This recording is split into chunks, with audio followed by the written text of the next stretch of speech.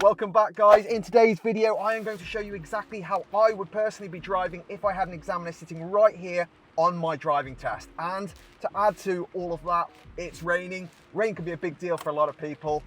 Let's go. And right now, guys, we are leaving the driving test center. Now, this is the earliest place that people fail their driving test, okay? And you don't need to worry about this exact test center, but what you need to worry about is what this is here. A lot of people are very early on in the test. It's very nerve-wracking right at the beginning. It's the worst bit, the first 5 minutes. And they forget that they're pulling out from the car park. If your driving test center's got a car park like this, they're pulling out onto a road. And it might be a quiet road, but it's still a road. So the first thing you are, of course, going to want to do, it sounds obvious when I say it, is have a quick look both ways. It's just a glance. It's not a sit there. It's just a very quick look. Make sure there's nothing coming like that car that just came. Some people just pull straight out without looking both ways. And that's a very quick way to fail your driving test. Now, I am going to be sitting a typical test route here. It's the same everywhere. It's going to deal with the challenges that you will get on every test route. So don't worry, it doesn't matter where you are in the country. This is going to help you if you have your driving test coming up. Now, as we said, it is raining.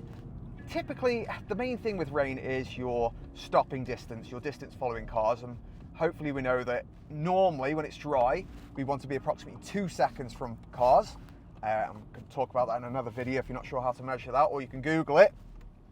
When it's wet, we double that to 4 seconds. Now, in town, that shouldn't really affect you too much because we're not normally going to be following cars that closely in town anyway. What is going to matter more is if you're on country roads and places like that, but there are bits and pieces that we are going to need in town as well, so we'll come right up.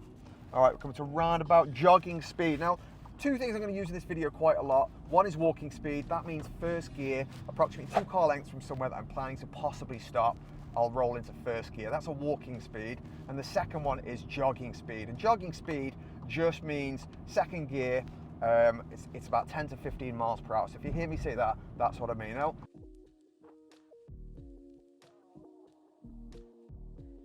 what we're doing now is we're pulling over on the left because the examiner's typically going to ask you to pull over on a normal road like this. Now, this can be quite a big deal for a lot of people. I know this because it was also for me. You know, being asked to pull over and look, there's freaking cars everywhere. Why wouldn't you be a little bit nervous? Okay, and do you know how I got over that? Because I'm not nervous anymore. I can deal with it now. Do you know how I did that? Practice. If you are nervous about pulling over on a road, typical road like this, practice. Put hours into it. You're going to feel much better. And it's far better doing that than hoping you don't get it on your driving test, because you will, and then going up the curb or doing something crazy. Now, to pull over in my car, if you're worried about distance, I've got a little mark there, but some people use the mirror, some people look ahead. You can be up to that distance from the curb, so you don't need to panic. Main thing is, well, yeah, being up to that, and the examiner won't even blink about half a meter. Now, as you can see here, there is room for cars to get past. So this can make it a little bit easier, because if the cars are behind you and the examiner asks you to pull off, if you block the cars behind you and don't pull off, that can make things a bit more confusing, and someone tries to get past you at the same time as pulling off. So it's quite nice when there is room for cars to carry on round us without having to stop and cars coming the other way. Hopefully that makes a bit of sense. Now, examiner has asked me to go, so I'm going to get my signal on. I am going to signal off, because we don't have to signal if there's no one around, but there's loads of oncoming cars and they're not going to know exactly what I'm doing. Someone might want to pull over on the side of the road, so I am going to signal. Now, guys, the examiner does not expect to see a perfect drive. You do not need to be the perfect driver. You just need to be a competent, safe enough driver on the road. You need to get from A to B in one piece, okay, without causing anyone else a serious issue of any form. Now, as I'm going down here, the only thing I'm really focused on is my speed, all right? How do I know what the speed is? Well, the best thing to do is just imagine everywhere in England is 30 miles per hour. And you can reinforce this by seeing street lights. See street lights, that just shows you, yes, this is a 30 mile per hour road. If it's anything else, 20, 40, 50, you're going to see lots and lots of speed signs. Now, 20 are a little bit more difficult because you need to spot those. You really need to spot those signs. But typically, the ones that you're going to struggle with are the 40 and 50 signs, okay? You don't want to assume somewhere's a 40 or 50 and actually it's a 30, because that's going to fail your driving test. Far better to assume 30, be on the safe side, the cautious side, then you will see a sign in approximately 10 seconds. You might have got a minor, but do we need to be perfect? No, we do not need to be perfect. This is not the 0 minor club. This is the pass my driving test as a competent, safe club. Okay, we're going to be taking the next road on the right.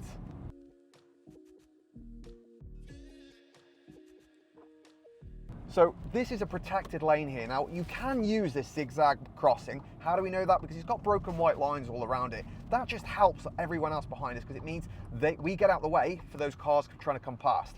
Then we get into this protected lane. We make sure we hug this side because these protected lanes are very narrow. Some people call them something different, defensive lanes. Call them whatever you want. They're just a lane for turning right to get out the way of the other traffic. The important part is you get in there properly so you're not blocking the traffic behind you. Now we're going past these parked cars. No one else can really squeeze past here, so we're keeping that door's width. If we are a door's width from parked cars, we can literally go whatever speed is safe for the road, whatever's at normal speed. Now, this guy's going to stop when he sees me. Now, really important part there, how do I know? Because I'm looking at the driver. If I can see the driver, then what am I assuming the driver can do? The driver can see me. I can also see they're looking at me, so we're good to go. But that's what you're always looking for. Can the driver see you? If you're seeing a car reversing out or pulling out somewhere, you can't see the driver, you can just see the bonnet, well then you can assume the driver can't see you. They don't know you're there, so that's something to keep in mind. Right, we're going to take next road on the right, typical central mirror, right mirror, easing off nice and early. I stayed in second gear more or less all the way, I think, down there, did I, guys? You can only get one minor fault on the whole driving test, okay? It's called for environmental driving, poor environmental driving. It means I could have saved a little bit more fuel. To be honest with you, I really want to pass my driving test, so it's not something I'm going to typically worry about. I will take that hit if it means I can go. The thing about going in a lower gear is it gives you more, it means you can go, you get more acceleration, and it means the engine works both ways. So it gives you more oomph, you can go, but it also helps you stop more. So if I come off the gas, I very quickly slow the car back down without even pressing a brake. That's really nice to do when you're in a road that's got parked cars, and you can see the typical road that's not, you know, the normal straight, clear 30 miles per hour. So I'm looking both ways. Now I'm on a bit of a hill, so I am just going to stop, put my parking brake on. There we go, because why not? It's a tool there, it's to help me stay safe. There's no one behind me. Set my gas. You can't really set your gas too much on a hill, okay? It doesn't matter, okay? Then I just lift the clutch to the bike, hold, get the car happy, look down the road, and off we go. I'm focusing a lot on the bite and setting the gas because people get quite scared of the sound. And to be honest, the sound isn't bad. What's bad is stalling the car. If you set the gas, you're not going to damage the car, you're going to help stop the car from stalling. And that's the aim. That's you're going to do less damage by stopping the car from stalling than you are than stalling the car. And don't get me wrong, you're not really doing any damage to the car. They're built to last, you know, they're built to do a good 100,000 miles. Nothing you can really do is going to do a huge amount of damage to the car unless you're riding the clutch. That's a story for another day. But we're not doing that. All right, this lady's seen us, so we're carrying on. Now I'm doing about 27 miles per hour here because it's fairly clear. There's a few parked cars down there, but there's no one coming, and they're parked off the road. Okay, we have got a car coming, narrow road, using my mark to stay nice and close to the curb, and I'm going to go a bit slower because less space, less pace, or less space, less speed, whatever, however you want to say it, but that's something you really need to remember. Less space, less pace. If there's not as much space on both sides, just slow the car down and you're going to be absolutely fine, because that's what the examiner wants. They want to feel safe. If you can help them feel safe, you're going to pass your driving test. Now we've got a car with these lights on. I don't know what's going on here, but they've stopped there. That's okay. Are they allowed to do that? Yes. Yes, they are allowed to do that. There's no double yellows there. Am I going to signal? I'm not going to signal because I'm not turning right. I'm going around the parked car. We're coming to crossroads, central right mirror, always looking ahead. There is space ahead. I can cut the corner, okay? I'm saying cut the corner there. There is no corner. I can use everywhere in that area when the lights are green. And I can cut the corner because there's no one coming ahead. So I'm going to get up to speed more, which is better for the traffic around me if I do take a more 45-degree angle. Now I've spotted this guy signaling, so nice and early, I've come off the gas, on the brake, into second gear, gives me the acceleration and the control that I need, helps me slow down, it just helps everything. Again, we're on a new road, so what's the first thing you think on a new road? New road, new speed. What's the speed? Well, there's a speed sign there, luckily, but otherwise I would just see street lights and I would think 30 miles per hour. Now, as you can see, with it being raining, there's not a huge amount that's changed here, other than it's probably a bit busier than normal because everyone's driving instead of cycling or walking or whatever else. It's also around 9:30 in the morning, so people are probably, you know, still dropping kids off on their way to work, things like that. But yeah, if you're driving on a town route, there's not a huge amount that's going to change unless you know there's somewhere with flooding. That's when you have to be a little bit careful. Water and cars don't mix. If you can go around water safely without affecting oncoming cars, you would, absolutely. Because why do you want to risk your car if you don't need to? And that means it doesn't matter, we're not talking about a tiny puddle. We're talking about, you know, if we're starting to get water like this. The other problem with these water this deep is you can't see potholes anymore. They become invisible. And then you go down one at speed and it's not a good day for your wheels, so we want to avoid those. And one of the biggest reasons people struggle on their driving test is those driving test nerves, okay? They overemphasize, they maybe watch lots of other things that are very focused on how the examiner fails people all the time and they're a mean person and whatever else, and I get that. I get that it's hard, it's really, really hard, and when we want something that hard, it makes it easier to make mistakes because we're under a lot of pressure. But got to remember, the examiner is just a normal person. They're just like me, you, mum, dad. They've got a dog, a cat, you know, a mister, a missus. They're thinking about, you know, what's for tea, gonna walk the dog later, rowing with the mister or the missus, or hopefully not, you know. It's Valentine's Day on Friday. Maybe they're thinking about, oh yeah, what gift I'm gonna get for so-and-so, or am I gonna get some roses or whatever else. They're a normal person is my point. They're not a god. So try not think of them like, oh my God, this mighty higher being, because, well, they're not. And when you think of someone like that rather than just a normal person, like a friend, it can sour the situation. It can put you under even more pressure, okay? The really important thing to think about is when you go to that driving test, what are you telling that examiner? You're telling them, I can drive, I'm ready for my driving test. So the examiner is expecting you to be able to drive. All right, now that's a really important mindset because they've got your certificate ready. They've got it with them ready to give to you, okay? This isn't like a school exam where you've got to prove yourself. You've got 100 out of 100. You've got full marks here. You're going into the test with full marks. The examiner's got your certificate. They want to give it to you. They just want to see, just like a swimming lesson, can you sink or swim? And you're going to swim. You're going to drive. They just want to see you drive for 30 minutes, nice and normally, keeping everything normal, everything chilled, everything safe, normal driving. Get back to the test centre. They're going to get that certificate out. They're going to slam on you. Well done, mate. Off you go. Have fun. That's it.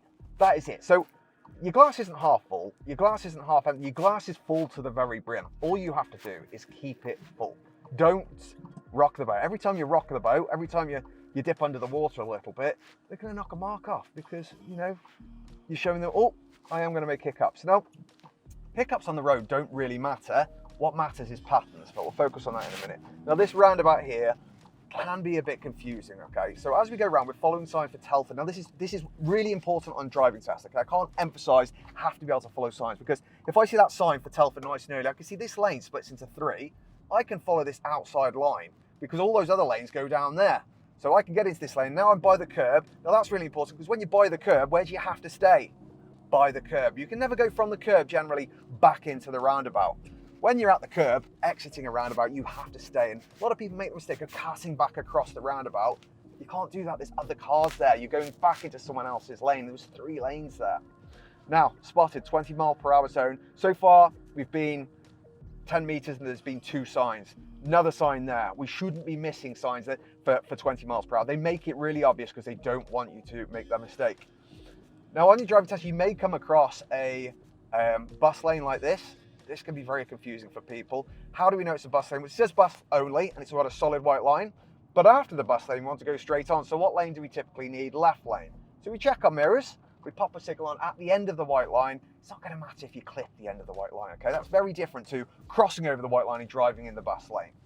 So don't worry too much about that. It's more about checking your mirrors and making sure no one has gone around you. Now, we're following the road ahead, looking for space. In like a kitten, out like a tiger. There we go. Nothing wrong with getting out that roundabout as long as it's safe. Everyone else wants to get out. Red lights. What do I want those lights to do before I get there? I want them to change. I really want them to change. Please change lights. Come on, you can do it. Yes, beautiful. I'm in first gear, walking speed, but I haven't had to stop. Stopping is the devil of driving. If we can avoid it, we want to do it. It's not fun stopping. You have to get the bike, you have to mess about, use a lot more energy. Following the road ahead. Where's this going? Okay, he's not signalling. So yeah, I'm assuming he's going down there. Sorry, absolute khaki. Signalling. So yeah, I'm assuming he's going down there. Sorry, absolute khaki. Khaki there. God, wasn't good. That lorry got me good. Okay, mini roundabout going left. So we're in the left lane, we're looking right, nice and clear, carry on. Got to watch mini roundabouts like this because they aren't really very well designed for people going all the way around. But understandably here, people drop people off at the train station, then they want to turn back around and come back down here. You don't expect that when you get to a mini roundabout. You don't expect people to go all the way around. That can create problems. People fail their driving test at mini roundabouts. Got to keep those in mind. Green lights. Green light means go. Even more important is green arrow means you have priority. So everything apart from a police car, ambulance with sirens on, you have priority. So you don't need to hesitate. That's the important thing. You've got to understand the difference between a green light and a green arrow. Green arrow means go when safe, follow the rules. Green light means go when safe, follow the rules. Green arrow means you have priority now. Very important when turning right. A lot of people hesitate in those situations. And roundabout coming up. We are heading for right, Castle Fields. I say these words because that's what's important, that you can follow signs. If you learn to follow signs, you are going to learn lanes. If you learn lanes, you are going to be able to do roundabouts. You are going to feel more confident. I can't emphasize how useful it is. Emphasize, I don't like using that word. Big word. I can't say how important it is that if you get good at following signs, you are going to be a far better driver. And more important, you're going to be a more confident driver, and that's what you want. Confident drivers mean driving becomes fun and safe. You start learning what's going on, why it's happening, and you start learning yourself. You become a learning machine. If this is helping, by the way, guys, have a look at my test routes in the link below or link there. Also, online driving course. It's going to boost your confidence. That's the important thing. Okay, it's going to save you some money. It's less than the cost of one driving lesson, and it's going to boost your confidence. You're going to feel like you know what's going on, and that is half your battle with the driving test. Now, if you want to see any more videos like this, let me know in the comments below. I love making videos. I would just love to know what it is that you want to see. That would help me make even more. Hopefully that has given you a far better idea of how to drive in the rain. It's actually stopped raining now. This is a story of my life, but never mind. Hopefully that's helped. Hopefully you've got some juicy bits in there that are going to help support you on your driving test. But do let me know in the comments. It would mean the world. All the best. Josh, your driving instructor, out.